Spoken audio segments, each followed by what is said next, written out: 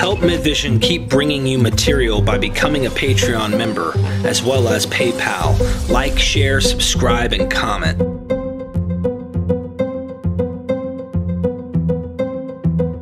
Join the Patreon to get early access to videos and check out the website.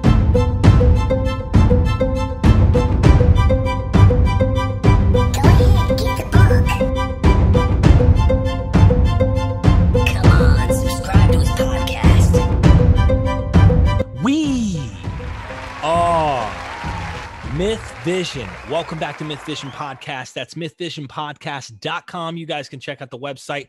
Holy crap. We're in early Mormon history. Joseph Smith. I've never heard anything like this. I did not know this about this man. Nobody tells me this stuff. The guy's eventually going to run for president. That's a sneak peek for what's to come. So make sure you guys tune into the series. There are wars and crazy crap happening. People want to kill him. He wants to kill people. And right now, we just had a 3-story building with all his dirty little secrets burning down. He has a little girl he boinked, run away into the woods, and she ends up in another state. And here we have another situation. He no longer has the Kirtland Church. He has to go, and he has one option. The Missouri Church. That's all that's left. This guy has one option. Get that church or pretty much give up his game.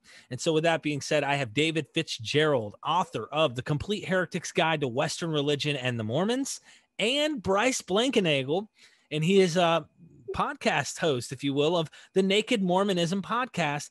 Guys, you know so much. And I'm really like, holy crap, in awe of this information. My brain is still trying to digest. How can this be? And there's a Mormon church right down the street. I don't know how they could still have that religion and this information. Like, we can prove this stuff's there, but cognitive dissonance is extremely powerful. So take us off, man. He's headed to Missouri. He has no choice. What the heck is? Do your magic, man. I am here, and so is the whole audience. I can guarantee it. I'm so glad to teach Mormon history to people who don't know anything about it, right? Because the more you dive into it, the crazier you realize it is. And on one hand, you're like, how is Mormonism a thing after learning all this? But the more you learn, you're like, how could Mormonism not be a thing? Because when you have all of these factors and you have just the right algorithm of all of these factors playing into one charismatic figure, and then you have a tyrant businessman like Brigham Young to take it and systematize it and run it, and to conduct the largest eugenics experiment in American history, it can't help but survive, and not only survive, but thrive and flourish to the point that it's, has millions of members today. So in many ways, statistically speaking, there are thousands of religions that start and die off every day. A few of them make it. And it's fun to study the ones that make it, to understand the patterns and the trends and forces and the figures and the personalities that are the successful algorithm to allow something like this to flourish. And Mormonism is fascinating as a case study in and of itself, because we have so much documentation. We have so much to pull from, and we have it was a religion that was started after the printing press, and when printing had never been cheaper or more accessible at any other time in all of world history than it was in 1830s America. So we get to see what happened. We get to see the granular detail of how a religion grows, flourishes, thrives, and expands, while being able to corroborate it with with hundreds, thousands of outside sources, and understand all of these things in a much broader context. And then we can take what we learn from this and impose it on other religions to get a sense of why this happens. And I feel like there are real lessons of like the human condition within that, of the cognitive dissonance, of the sunk cost fallacy, of the power of superstitious beliefs, and of the power of a cult of personality. And that is what Joseph Smith really is. It was his religion. And he put all of his chips on retaining control of the Missouri church that was not in his control when he got there in early 1838. David. So I don't know if you can add to that. I don't know if exactly so. Yeah, I could. Only to say that at this point now, as we said, he's going back down to Missouri because that's his last chance. There's all these refugees with him from the leadership that's been kicked out and exiled. So this exiled leadership is coming down to their last bastion, which is in Missouri. But there's a problem because Missouri as a state is already filled with other people, Missourians. And they start catching wind of what the church leadership is telling their own members about who's going to inherit the promised land of Missouri. And they don't like what they're hearing very much. It's true. We need to discuss some of the broader themes that are going on in Mormon theology as well here. And this is a point where Mormon theology is actually pretty important. And we've discussed this a little bit because this plays into the tensions between the Missourians and the Mormons living in Missouri. And that is that Mormonism it's an apocalyptic theocratic religion. The entire point of Mormonism was to write the Book of Mormon as a history of the Christian Native Americans that would cause them to convert to Christianity, at which point they would fall into line into the ranks of Mormons with Joseph Smith as their supreme leader who can do no wrong. And Joseph Smith would cobble together all of these disparate and disenfranchised and suppressed and removed Native American groups in these various reservations all across the west of America, which was everything west of the Mississippi at this point, and codify and bring them all together unto a single Mormon army, and use that Mormon army together with the freed slaves to overthrow the American government and establish the Mormon theocracy. This is Joe's grand plan. This is the Joseph Smith Mormon Revolution. This is why his very first missionaries preached to Native Americans first. That was their first mission, was to preach to Native Americans in Kaw Township in Missouri in Independence, and just outside of Independence. This is in Jackson County, Missouri, right?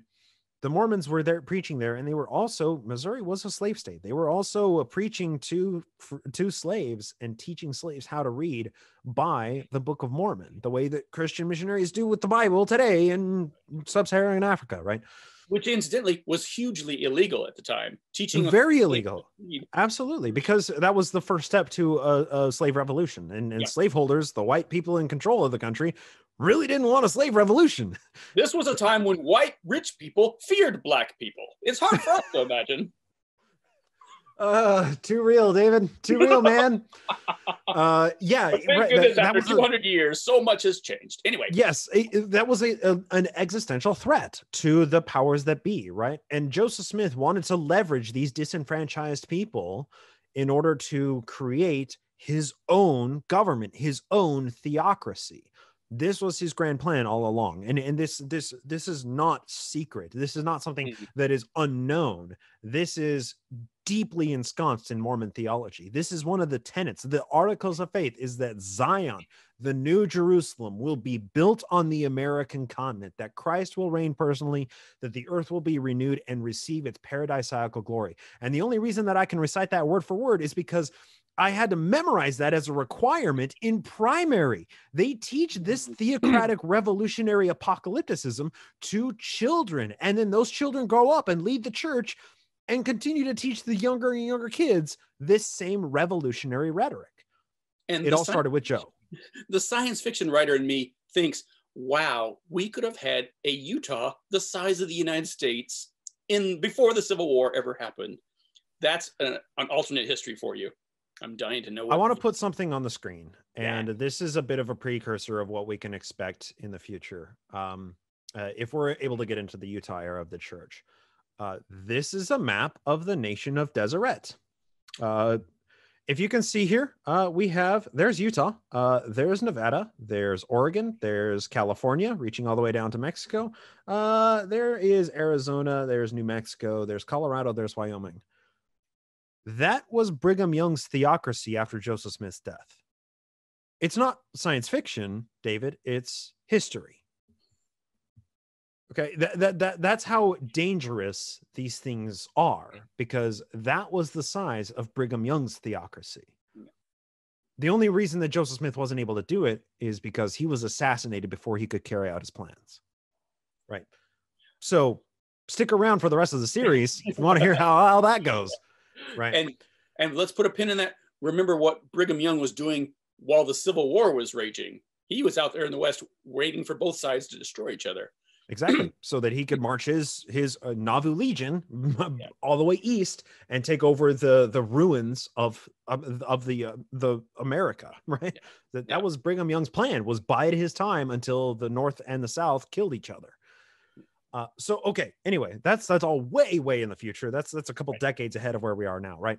So all of these tensions are building up between the Missourians and the Mormons. They had been relieved because the Mormons had been kicked out of Jackson County, and Governor Lilburn Boggs had said, okay, I'm going to create a new county, Caldwell County. That's Mormon County. That's where all you Mormons go. That's your land. You settle there. You improve the land. That's yours. You get it free and clear. That's totally cool. I'm not even going to charge you for it. Just settle the land, right?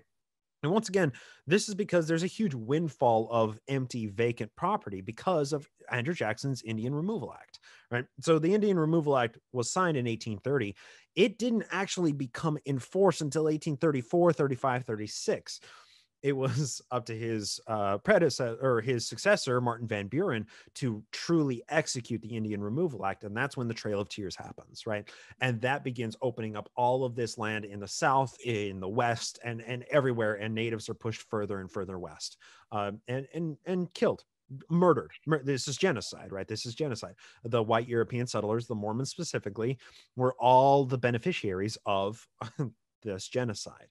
So Missouri wants it to be a slave state. They want America to be a slave nation because slavery is super great for the people who own the slaves.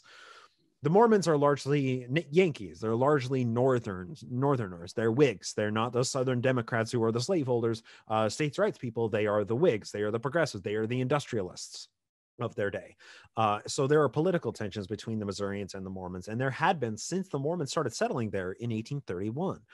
1833, the Missourians kicked the Mormons out, and Lilburn Boggs makes Caldwell County the Mormon county, and tensions kind of simmer. They're not resolved, but they don't boil over. It just kind of simmers. The problems between the Missourians and the Mormons, they're still there. They haven't actually resolved anything, but nothing is aggravating the tensions. Until Joseph Smith gets there. Because the dude refuses to give up on his grand plans. His Mormon revolution starts in Missouri, and the Missourians know this because the Mormons are printing this crap in their printing press that the Missourians destroyed. Can I read you some? Please, yes, please do. Yes. Yeah. So the church papers printing commandments from God for the saints to, quote, assemble yourselves together to rejoice upon the land of Missouri, which is the land of your inheritance, which is now the land of your enemies. And inheritance and enemies, right? Like that's biblical language of like God's chosen people, of the Jews, right? Not a paraphrase, exact quotes. And that they would literally, exact quotes again, literally tread upon the ashes of the wicked after they are destroyed from off the face of the earth. End of quote. The Mormons were printing that from their own printing press in Missouri, right? That anyone could read. Anyone could read. They were handing these things out on the street corners, right? It's no wonder the Missourians hated the Mormons, because the Mormons, they were treating the Missourians' land as their promised land from God, and they were going to take it by force. Literally. And there were other economic... I was going to say, they also were very clannish. They would like only trade with each other. There were all kind of ways they were kind of cutting the Missourians out. But very isolationist as well, right? And one way to harbor or to foster good feelings among people is to trade with them, to commiserate, and to go to school with them, and to attend the same churches. The Mormons are isolationists. That isolationism comes from elitism. They have the one true gospel, and the Missourians are graced with the presence of the Mormons. That sounds like what we find biblically in especially Ezra type Israelites. Yeah, we're holy people. We're a separate people. Peculiar, and they didn't learn the same things as the others. Hellenism actually helped soften that, which is really good. So, dude. Look, let's be honest, right? So if you're not an educated person, you don't know there are various forms of Muslim faith, right? So you can easily see how a hick down south might hear that the Sharia law might come. And well, I heard in their book that if they live in a land, it's going to be given to them by God Almighty, and they're going to conquer it. Well, that could be prophetically there. But if you know there are very tamed versions of the Muslim faith that aren't really militant minded, you can probably see why there are people who are radical on each side. Anyway, I want to say that to say, and it says the white European settler who is the Right. beneficiary of manifest destiny. Right. Holy shit. Bingo. yeah, this is ridiculous. Yeah. I'd And be pissed. radicals, this is the mainstream opinion of every white guy you bump into on the street. Yeah. This is crazy, man. So I don't know that I would think rumors of war, they're thinking end times crap's going on, and everybody better get their weapons and get ready. Yeah. And that adds into this as well, because Mormonism is a militant and apocalyptic sect. They believe the end is coming, right? And if you read any of the Evening and the Morning Star or the Elder's Journal or any of the Mormon periodicals, because they were propaganda machines. They always had multiple printing press churning out propaganda, but all of them talk about natural disasters going on and politicians that are corrupt and religions that are growing and collapsing, and they all talk about these things, and they don't say it explicitly, like, and the Lord says that there will be wars and rumors of wars and pestilence, but it's printing those things because that plays into that same narrative. Mm-hmm. Yeah. So to zoom back into a bit more of the micro, Joseph Smith gets to Missouri, and there is a vicious power struggle. And one of the main problems was the High Council that was in Kirtland that Warren Parish essentially controlled. The High Council had excommunicated Joseph Smith, and the apostles who had fled to Missouri with Joseph Smith had some questions for the Lord about whether or not the High Council's decision in Kirtland was the same for the High Council in Missouri, whether or not the decision of the High Council there stood for the High Council in Missouri. So Joseph Smith gives a convenient revelation in January 1838. He says, all right, so it's in the form of question and answer, and a lot of some of Joseph Smith's revelations are question and answer. One of his counselors or Sidney Rigdon or whatever is asking him a question and he's answering as God.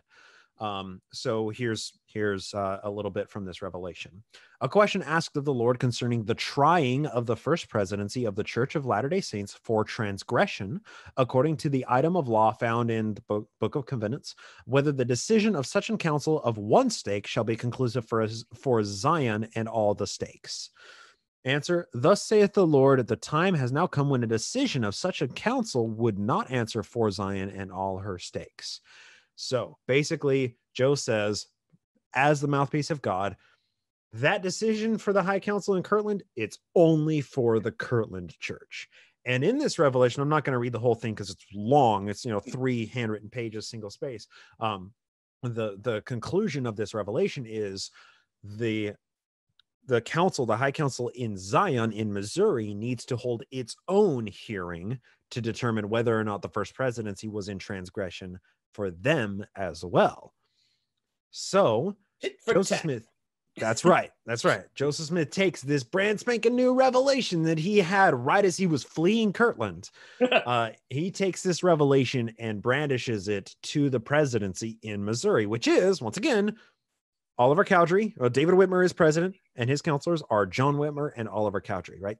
Witnesses to the Book of Mormon, high-ranking members of the church there since day one. He presents it to them, and there's a vicious power struggle that lasts for 2 months.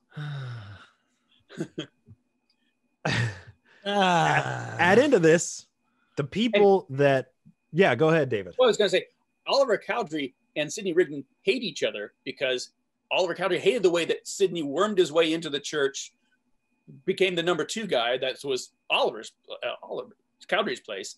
So they've been at loggerheads for a while now. And let's not forget they're fleeing to Missouri because the other council wanted to murder Joseph, murder him. Yes, exactly. Add into this another complicating factor: more scandals. Yay! Right. Oh my gosh. So one thing about there was no interstate police force, right? So if you have a warrant for your arrest, like say because you have absconded with people's money or you have fled across state lines while you owe a bunch of people thousands of dollars, nobody is going to arrest you and bring you back into Ohio to answer for those debts or to answer that arrest warrant and to, for the criminal hearing or whatever the case is, unless you have an extradition warrant signed by the governor of the state, right? So as soon as you cross state lines, you can be the biggest, craziest criminal and you cross the state line and you're fine, right? As long as bounty hunters aren't able to get you, you're never going to answer for those crimes. And Joseph Smith used that lack of an interstate police force very conveniently throughout his entire life. And this is one of those times. If he stayed in Ohio, he would have gone to jail, or he would have been assassinated, or he, who knows what, he would have been in debtor's jail for the rest of his life because he owed an insurmountable amount of money, and he didn't have any income except his followers tithing, right? I mean, he owed over $1 million of 2020 money to various people. He was never going to get out from under that debt unless he just fled the state. So there's that. And there's also the family that Joseph and Emma lived with when they fled to Missouri. As soon as they got there was George and Lucinda Harris. We got to talk about Lucinda. Okay. Is this Lucinda Pendleton Morgan Harris? Is that a name that rings true for you, David? Keep going. Yeah. Okay. All right. Little background. Lucinda Pendleton Morgan was a bit of a celebrity nationwide. And that is because her husband was named William Morgan. Her husband, William Morgan, in 1825, wrote an expose of Masonry, and it was set to be published in 1826. This is a time when the conversations nationwide of Masonry were very much in the public eye and were used as one of the primary criticisms against Andrew Jackson while he was running for president. Because there was had actually anti-Masonic political parties. Exactly. That was one platform. Yep. Yeah. So there was the conversation within Masonic circles of Masonry and spurious Masonry, of the Masonry that men will use as like a political design or as, a party in order to just affect their own personal interests, right? That's the spurious Masonry, whereas there's like the enlightened or their pure Masonry that is the tokens and the signs and the symbols and the degrees and the everything else, right? Yeah. And this is all much more important when we get into Nauvoo, but we have to introduce this now. So William Morgan joins Masonry and he writes this expose.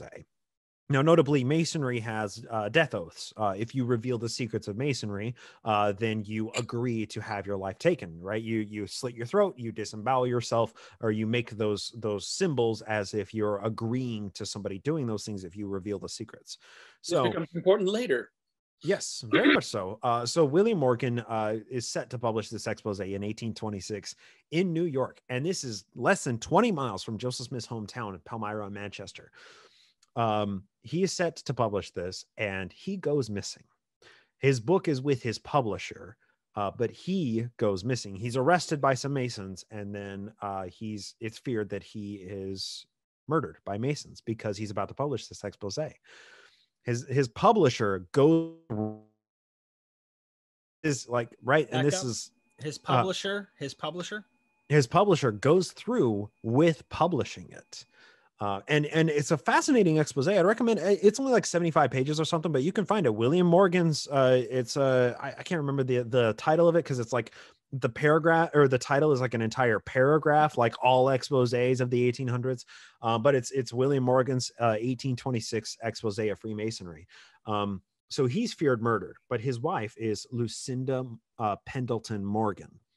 And she becomes a bit of a celebrity among anti-Masonic circles because there's the anti-Masonic groups and anti-Masonic political parties and anti-Masonic newspapers that invite her to give public speeches about how damaging Masonry is because it murdered her husband. Well, Lucinda Pendleton Morgan joined Mormonism in the early 1830s, and she married a guy named George Harris, who was a very good friend of Joseph Smith. So they were living in Missouri, and Joseph and Emma Smith move in with the Harrises. That was their landing pad as soon as they get out to Missouri because they don't have anywhere to live. And at this time, Lucinda and Joseph Smith become very good friends. And as is the case with marriages, when he lives with somebody, he takes a liking to their wife or their daughter or daughters. And they get married. So this is also, yeah, but they don't get married because that's still not a thing yet officially. It's sort of tells them this, but no one seems to know about it but him and her, the woman in question, and maybe a handful of other leader types. Yeah, right. There's dispute about this, right? So this is like the with Fanny Alger, there's no question it's an affair, right? But there was a marriage ceremony performed for Lucinda and Joseph. There wasn't any of the language of the sealing and of the polygamy revelation and the law of Sarah or anything that was later created in Nauvoo, but there was an actual marriage ceremony between the two. And we have a whole episode just on this doctrine. Hold on. Yeah. Hold on. Yeah. What the hell? Hold on. So they move in with the celebrity type chick who has a husband. Yes. Right? Yes. Oh, yes. Okay. She is remarried. George Harris. Okay. She's remarried to George Harris. He's still married to his first wife. Joseph Smith is still married to his George. Is she coming with him to this house? Yes. They live in the same house. So they're together, and he then marries the married woman at the same time she's married to George Harris. Spiritually marries her. What does George Harris say about this? I'm telling you, we're going into the weeds. This okay, is George Harris agreed to it, which is evidence that he's a concept. No, I'm just kidding. And we're done.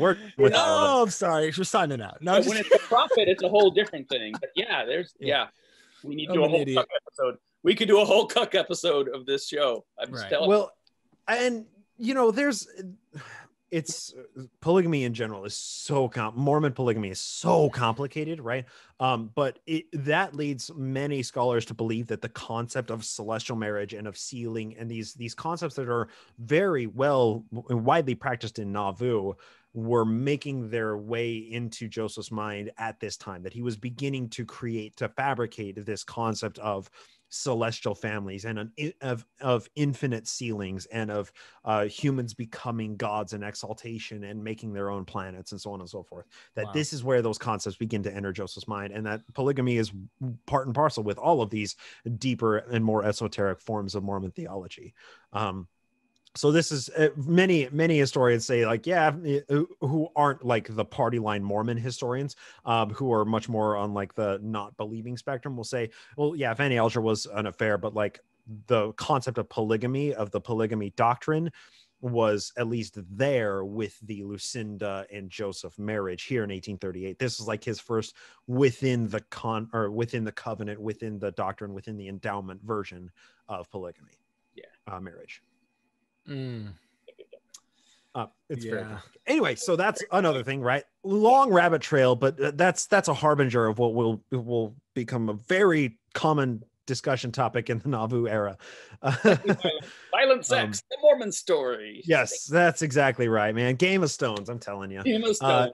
So there's this vicious power struggle going on as well, and some people are aware that there's something going on with Lucinda and Joseph, and that what was going on with Fanny was not just a one-off, but that this is a long-running pattern of Joseph Smith's life, because there was Eliza Winters, which I don't think we even discussed, like a week after he got married to Emma. There were the Stowell daughters back in 1830. There's stop. we can't do it. We'll do a whole episode just Okay. on this. Just on this. I think we really should. We really should do a separate episode. If you have to touch on it because it's important during the go, just touch on it. But say cliffhanger. If you into the show, we'll do something. But I want to ask you one more thing before we move past this woman, this guy, and their spirit marriage, which is crazy, and we're about to get into some stuff. There's a war about to happen. Some shit's going down. What does his wife think, Emma Smith? Does she have any negative turn? I mean, she didn't like the maid. I mean, she made a big deal about the maid. Kicked her right out. I mean, like, kicked her ass right out the door onto the street. Yeah. Well, right. So what about this chick? Is it like, did he say, well, no, there's no real physical stuff going on? Or is she finally opening up and saying he's just not monogamous? I'm just going to have to accept him for who he is. Can of worms now, Derek. That's what yeah. Okay. So Emma is, okay, so the best biography of Emma is written by Linda Newell and Val Avery. It's titled Mormon Enigma, and it is the hands down best biography of Emma. And it was written in the 1980s at a time when the church completely said nothing about Joseph Smith doing polygamy. And they try their best to deal with Emma's opinions and thoughts on polygamy. But it's Mormon Enigma for a reason, because Emma left very few writings of her own. She's really hard to nail down. And I tend to disagree with a lot of historians about where her mind and mentality is with all of polygamy. Okay. So needless to say, that is a massive can of purple worms that we can't really get into, because we'll talk about nothing but Emma for the rest of the episode. Okay. And that needs to be standalone, part of the polygamy. And we need to do that because it is. Yeah, we do. It is good. And thank you. Yep. Yeah, and it is, and because it touches on some much more controversial and more nuanced aspects of polygamy that we have to give voice to, but we can't do properly here. So let's back on track. Whiteboard that. You're at their house. He marries his chick, whatever the hell that means. We'll find out later. And he's in Missouri though. He's there. Do they know he's coming? They know he's about to come. Like, what's up? They know he's on his, they know he's on his way, and they are basically getting ready to receive the prophet and have their own hearing of him. A vicious power struggle ensues, and Joseph Smith decides to take the firebrand method, and he purges the Missouri leadership. And he doesn't just purge them by saying you're out. He gives them 72 hours to leave town, and that's it. And the way that he enforces this and gives them notice is by forming the Daughters of Zion, which becomes the Danites. Of some sort. What? It's not? Oh, it sounds You're so gonna nice. have to explain what this is briefly. I mean, what we've is got the Daughters of Zion. Yeah, we've got like 26 minutes. So oh no, really? Yes, oh, we're okay. already All right. more than halfway, bro. So okay, wow. Just briefly, but give me enough that I know what that is. What's that even? A militia? Is it? David? Yeah, this is all on you. No, put it all on me, but let's jump in because we've got enough to fill 26 minutes for sure. So the Daughters of Zion, or the Sons of Gideon, or become the Sons of Dan, or for short, the Danites, which is ostensibly it's Joseph Smith's bodyguard, because that's where it started, was when he started getting death threats from his own church. They were the guys like Samson Avard, like Porter Rockwell, big bad mofos that nobody messed with because they were these hulking gunfighter dudes who would shoot you dead and not even blink, not even feel bad about it. They became this group called the Danites, and it went from bodyguard to secret police to thought police, I should say, to enforcers, to assassin squad.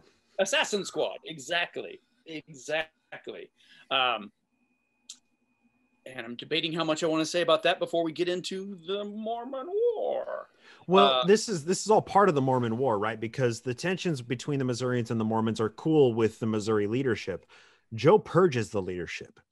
Right. The problems with the Missourians and the Mormons come from Joseph Smith to begin with. And when he purges the Missouri leadership, the Missourians are like, wait, hang on. We had agreements. We had agreements that your Caldwell is the Mormon county.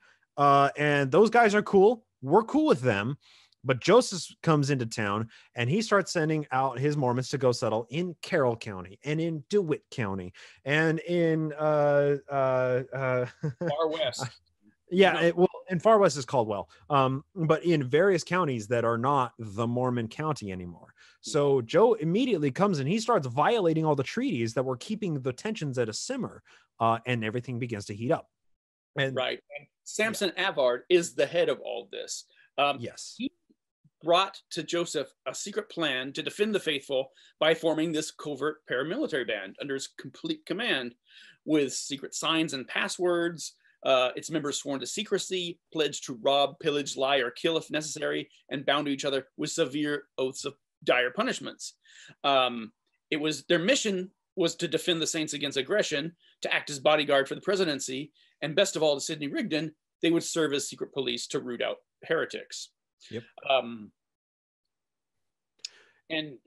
Go ahead.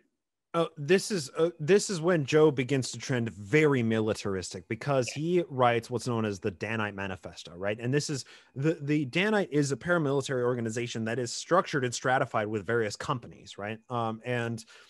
There's the Regulator Company. There's Porter Rockwell is put as head of the Destroying Angel Company, and there are these various companies that are tasked with certain things of thought policing, of actual policing, of assassins, of intimidating elected officials, of being Joe's personal bodyguards, right? So, Samson Avard drafts up this Danite Manifesto, and it's signed. And this Danite Manifesto is written to Oliver Cowdery, David Whitmer, John Whitmer, the presidency there, as well as William Phelps and Lyman E. Johnson. And we don't have time to get into those guys. How many people, real quick, are in the Danites at this point? You're going into Missouri. He has to get what he has, like just the small amount of people he probably has right now from what it's going to end up being down the road. How many would you say are total on his side? There's about 70 Danites, actual oath sworn, blood oath Danites. But this is separate sort of from the Army of Israel, and the Army of Israel was Joe's open and overt military force. The Danites were the shadow military force, and the Army of Israel was possibly as many as 1,000 men. Let me give you another quick quote from Samson Avard. He demanded that his men support the presidency in all their doings, right or wrong. And he warned that if I meet one damning or cursing the presidency, I can curse them too. And if he will drink, I can get him a bowl of brandy. And then after a while, take him by the arm, get him at one side in the bush, while I will into his guts in a minute and put him under the sod. And, with loyalty like that, Joseph gave him carte blanche to do whatever they wanted to as far as pillaging, killing, and whatever it took to against the Gentiles or against their own people. Right. And so this is the part of the Danite Manifesto that gives the leadership in Missouri 72 hours to leave town. It says, "We have solemnly warned you, and that in the most determined manner, that if you do not cease that course of wanton abuse of the citizens of this county," which is telling the people that Joseph Smith is a fallen prophet, that's what it's talking about, that vengeance would overtake you sooner or later, and that when it did come, it would be as furious as the mountain torrent and as terrible as the beating tempest. But you have affected to despise our warnings and pass them off with a sneer or a grin or a threat, and pursued your former course, once again, of telling people that Joseph Smith is a fallen prophet. That's what their former course is, right? Or another way, telling the truth. Yes, exactly. "And vengeance sleepeth not, neither does it slumber. And unless you heed us this time and attend to our request, it will overtake you at an hour when you do not expect, and at a day when you do not look for it. And for you, there shall be no escape. For there is but one decree for you, which is depart, or a more fatal calamity shall befall you." Bum, bum, bum. Wow. Right? Wow. Joseph Smith is not a cool guy. He is a monster. He is leaning way into this militarism. Yep. I think he knows at this point he's lost a church. Okay. He's lost power. People like him, they can't lose power, bro. They can't. that's more important than money. That's you know, money's been great, but now he's got people worshiping him practically. Like, it's like, so. And he's done talking about it. Now's the time for action. He about to be about it. Yeah. And I will say a lot of believing historians who want to paint Joseph Smith as, you know, the pious guy that he was, as this enlightened, you know, theologian, as the prophet, seer, and revelator of God. They put all this stuff at the feet of Samson of Vard and Sidney Rigdon. And like Joseph Smith basically never said anything to stop it, but none of it was actually his idea, which is stupid. That's apologetic, and it's lying. Right. This is Joe's ideas. These are Joe's ideas, and these guys are all feeding each other these bad ideas. And Joseph Smith, meanwhile, is denying this in public completely, even to the effect of saying, "Oh no, Sons of Dan, that's just a figure of speech. You know, there's not a real thing. There's not a secret army of assassins and murderers working for me." No, exactly. So Sidney Rigdon is also one of the movers and shakers, right? So Joseph Smith is really charismatic on a one-to-one basis, right? And that causes people to be very polarized, either love him or hate him, but everybody's got an opinion about him. Sidney Rigdon is a guy who can move the masses. He is somebody who his forte, his party trick is talking to a group of 1,000 people and having them all in tears one moment and grabbing their guns the next moment. That is what Sidney Rigdon is valuable to Joseph Smith for. So Sidney Rigdon plays into this rhetoric, right? The Danite Manifesto is signed. These guys flee town because they're given 72 hours or vengeance of fatal calamity shall befall them. They run out of town. And all of them are now forever defected from the church, with the exception of William Wines Phelps, who comes back as a prodigal son. But they're like, this is a massive windfall of all these leaders just being purged from the church. And Sidney Rigdon leans into this, and he gives what's known as the salt sermon, where he says that the salt that has lost its savor is good for nothing but to be trodden underfoot.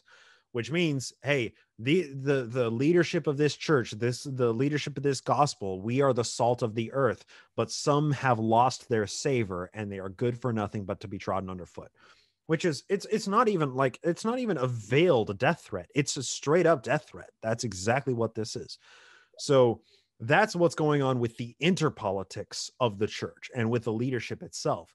But there's also a whole lot going on with the Missourians, because once again, Joe got into town and he's violating all the treaties, and he's making all the Missourians super duper mad at him again. And he's sending out more missionaries to more Native American groups, trying to get them to rally behind him and help him overthrow Missouri. He wants to start his Mormon revolution in Missouri. The Missourians aren't a big fan of that because they are the victims of this Mormon revolution. So, and again, they're not being coy about it. They are saying, yeah, this is the land of your enemies. We're going to take it and utterly destroy them. Absolutely. So the Missourians, they're the recipients of all of this abuse as well. And they don't want any part of these Mormons. Like they didn't ask for the Mormons to come settle there. The Mormons just showed up one day and were like, this is our land.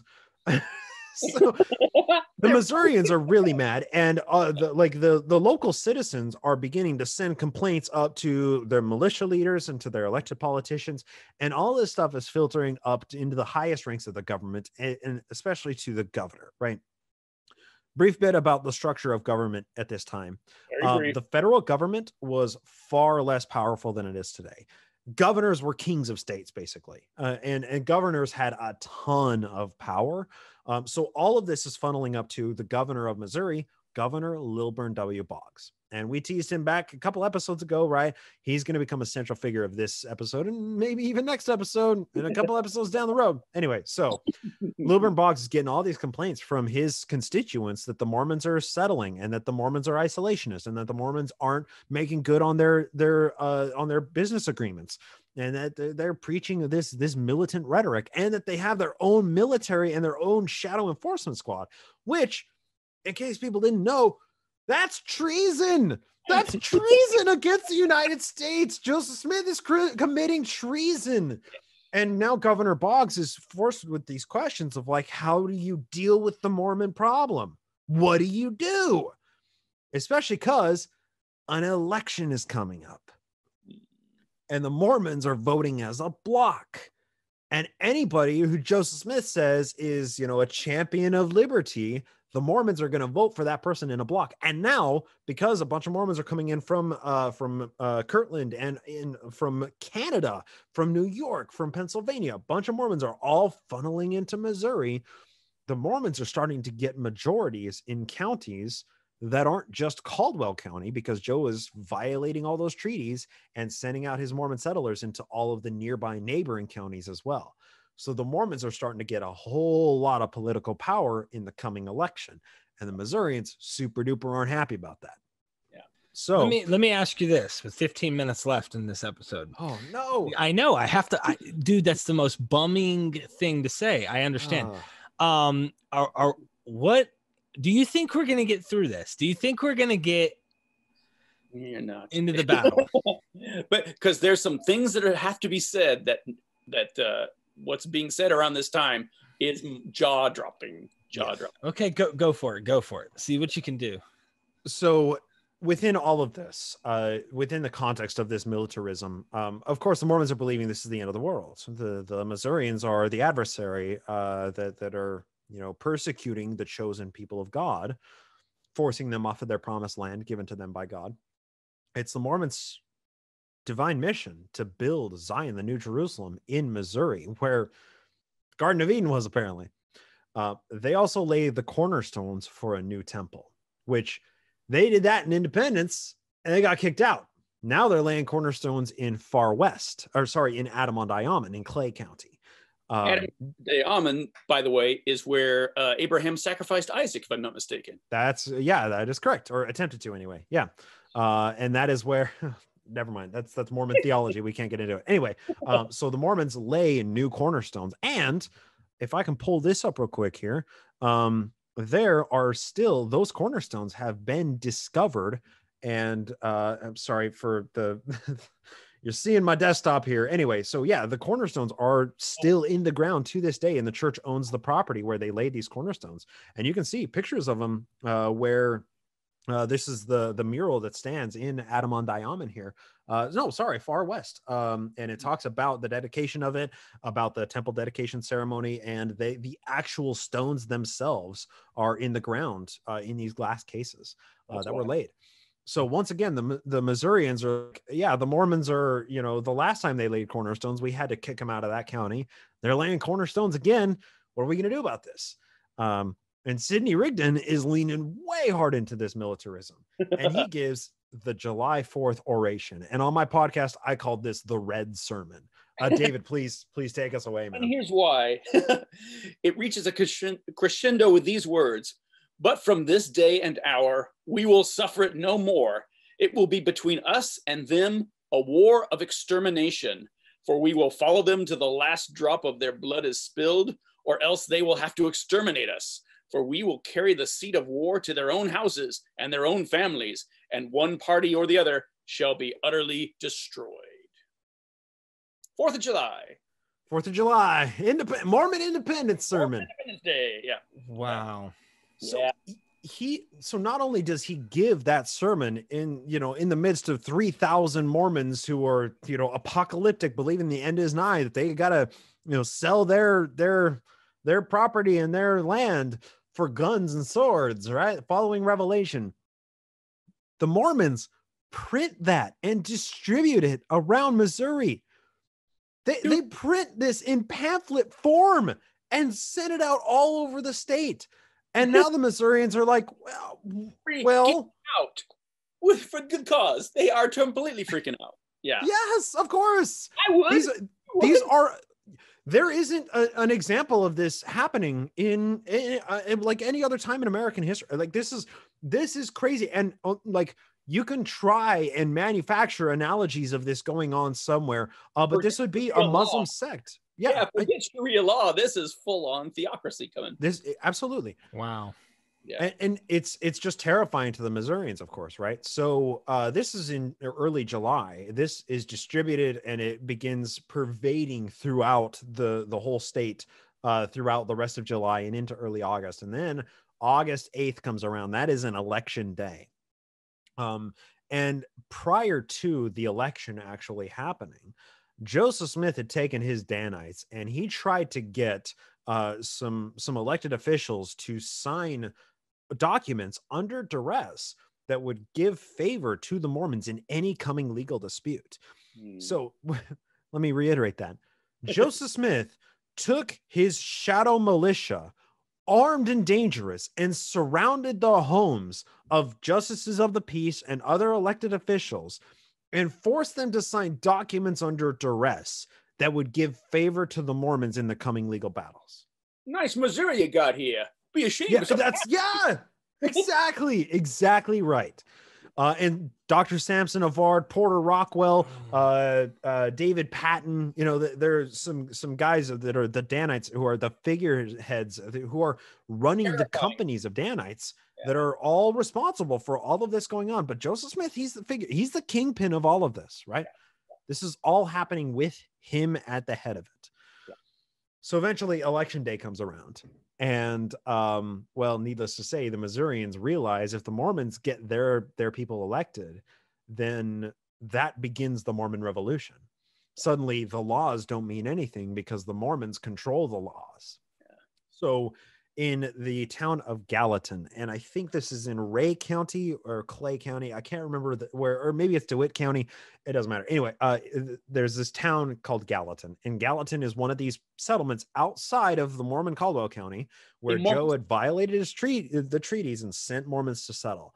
And the Missouri, the old citizens hated the Mormons there. They're terrible neighbors.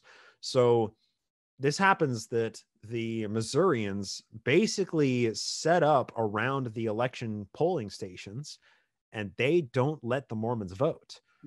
And the Mormons decide to initiate a brawl. And this guy named John L. Butler, and John L. Butler is like 6'3", 210 pounds, this just tyrant monster of a guy and a Danite. Somebody, one of the how this brawl ensues, somebody accosts him and calls Joseph Smith a false prophet, according to John Butler himself, right? Who knows who actually threw the first swing?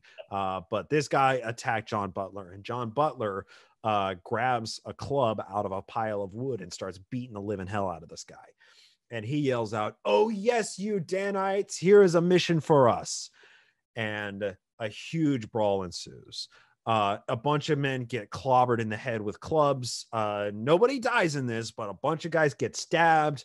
A couple get shot. Some are whipped. It's a mess. It's a huge fight.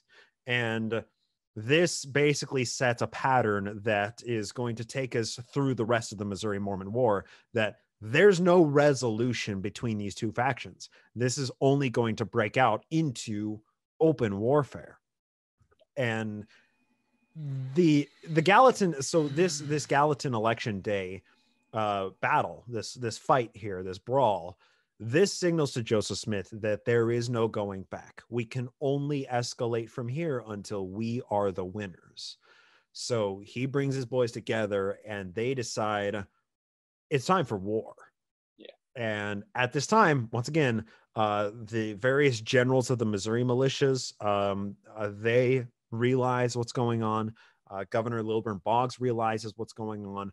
These tensions are escalating. They are not fizzling out. They are not relaxing. Nothing is going to calm down. It's only going to spiral more out of control. And Joe basically declares open warfare on the state of Missouri. And with the help of Samson Avard, he internalizes the concept of a modern day Muhammad. And Samson Avard later said, what is it, David? Can you get that quote for me? Oh, I've got the Joseph Smith, the October 14th speach. Okay. Yeah. That's what I'm thinking of. Yeah. Okay. So he gathers them in far west, the westernmost strong point of the Mormons, and gives these fateful lines. If the people will let us alone, we will preach the gospel in peace. Meanwhile, bands of Gentiles are coming and taking out settlements of Mormons wherever they find them and beating them on the face. But if they come to us to molest us, we will establish our religion by the sword. We will trample down our enemies and make it one gore of blood from the Rocky Mountains to the Atlantic Ocean. I will be to this generation a second Muhammad, whose motto in treating for peace was the Al-Quran or the sword. So shall it eventually be with us, Joseph Smith or the sword. There's your Sharia law right there. Crap. The Mormon Revolution begins. Ba-boom. Oh my gosh, guys, do we got to put a pin in this or what? I mean, seriously, this guy is about to fight the state. Okay. It's one thing to maybe have a problem with like a neighborhood, you know, look, there's a bunch of guys down here there. We're not, let's go drive down there and take care of them. The whole state. They're about to take on the state, and he's making these, dude, his ego is next level. He has a messianic complex. Today, like no Missouri, other, tomorrow, everything to the Atlantic seaboard. Yep. That's right. One gore of blood. One gore of blood from sea to shining sea if he has his way. Yeah. And let's just take a second before wrapping up, like to comment on that. This should terrify anybody at any point in American history or in any history. When somebody like this rises to this level of power, they gain the critical mass of followers who will never question, who will never walk astray, who will always follow the prophet, no matter what he says, no matter what crazy shit he comes up with, no matter how big his shadow militia squad becomes, they will follow in goose step behind him. These are terrifying concepts. These are terrifying things that happen throughout history. And these figures like Joseph Smith are the figures that start revolutions, right? And America got away with the Joseph Smith revolution only because he died, right? And like, tweak a couple of variables. We're living in Zion right now.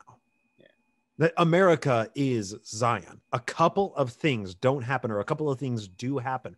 A couple of variables are different than what actually happened. We're living in a Mormon America. And we need to point out how powerful these cults become, how powerful these cults of personality become. And I'm not being alarmist when I'm saying that. I'm not being, I'm not trying to inflate Joseph Smith above what he truly is, because the ideas he created, the theology he formed, the militaristic exhortations that he preached, and the horrible men with which he surrounded himself are the same people who led the church into Mexico and declared it a theocracy, and continued to grow and expand this religion to what it is today, that it claims it's 16 million people. Most of those people are in Idaho, Utah, and Arizona. And it's a massive religion, and it has some truly dangerous teachings underpinning it. Yes. And speaking of dangerous demagogues with a cult of personality, it occurs to me, we're recording this on October 13th.